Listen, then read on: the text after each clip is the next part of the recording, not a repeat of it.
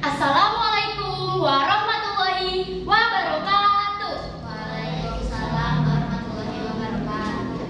Raden Masuwardi Suryaningrat adalah nama dari seseorang yang terlahir dari keluarga bangsawan yang sangat terpandang.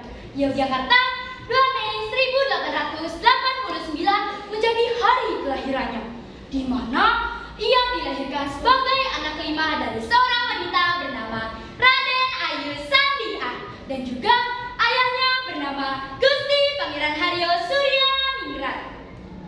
Meskipun terlahir dari keluarga bangsawan, Raden Masuwardi Suryaningrat memiliki banyak sekali tantangan dalam hidupnya, terutama dalam hal pendidikannya.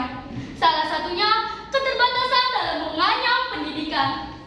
Saat usianya masih belia, bertepatan pada usia 7 tahun hidupnya, ia kehilangan sosok ibunda tercintanya. Meskipun kehilangan peran ibu dalam hidupnya, Raden Masuwardi Suryaningrat memiliki seorang ayah yang sangat menghargai setiap semangat belajarnya. Sebagai seorang bangsawan Jawa, Suwardi Suryaningrat kecil bersekolah di sekolah dasar untuk orang Eropa, yaitu European Level School atau yang disebut sebagai ILS. Lalu, ia melanjutkan pendidikannya ke sekolah kedokteran yang berada di Jakarta, yaitu School of Leiding Vatinlandse Artsen atau yang disebut sebagai Stovia. Namun, ia tidak dapat menyelesaikan pendidikannya dikarenakan Suwardi Suryaningrat mengalami sakit-sakitan.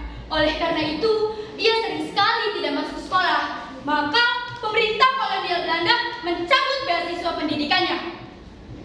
Raden Masuwardi Suryaningrat adalah seorang bangsawan yang rela melepaskan gelar bangsawannya demi bebas berdekatan dengan rakyat, baik secara fisik maupun secara jiwanya. Maka, ia rela mengubah namanya menjadi Ki Hajar Dewantara. Sewaktu mendapatkan kabar bahwasanya Ki Hajar Dewantara ditangkap oleh kolonial Belanda, Raden Ajeng Sutartinah menemui kekasihnya. Mereka sempat bertukar sapu tangan dengan tulisan saling setia dan mendukung satu sama lain.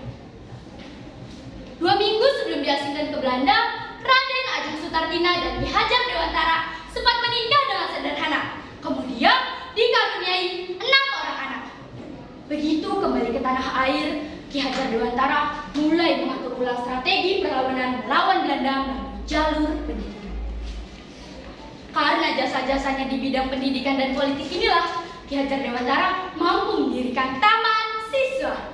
Taman Siswa adalah organisasi pendidikan nasional yang didirikan oleh Ki Hajar Dewantara pada tanggal 3 Juli 1922 di Yogyakarta. Ki Hajar Dewantara juga menerapkan sebuah konsep pendidikan, yaitu semua rumah itu sekolah, semua tempat itu sekolah, semua orang adalah guru, dan semua orang adalah murid. Lalu, ia juga mencetuskan semboyannya yang berbunyi Ing Ngarso Suntulodo, Ing Madya Mangunkarso, Tut Wuri Handayani. Di depan memberi teladan, di tengah membangkitkan semangat, dan di belakang memberi dorongan. Dari perjuangannya di bidang pendidikan dan politik inilah, Ki Hajar Dewantara dapat membuat pemerintah Indonesia menghormatinya. Ki Hajar Dewantara diangkat sebagai Menteri Pendidikan dan Menteri Kebudayaan pertama. Lalu, ia diangkat sebagai pahlawan nasional. Maka, Ki Hajar Dewantara diberi gelar sebagai Bapak Pendidikan Indonesia. Perjuangan Ki Hajar Dewantara belum sempat selesai. Namun, setelah seumur hidupnya mengabdikan diri untuk pendidikan bangsa, pada tanggal 26 April 1959, Ki Hajar Dewantara menghembuskan nafas terakhirnya. Seluruh rakyat Indonesia berduka. Meski beliau sudah tiada, ajaran dan semboyannya tetap hidup hingga saat ini. Kehidupan, warisan karya-karya Ki Hajar Dewantara menjadi bukti dampak abdi dari gagasannya tentang pendidikan dan nasionalisme. Wassalamualaikum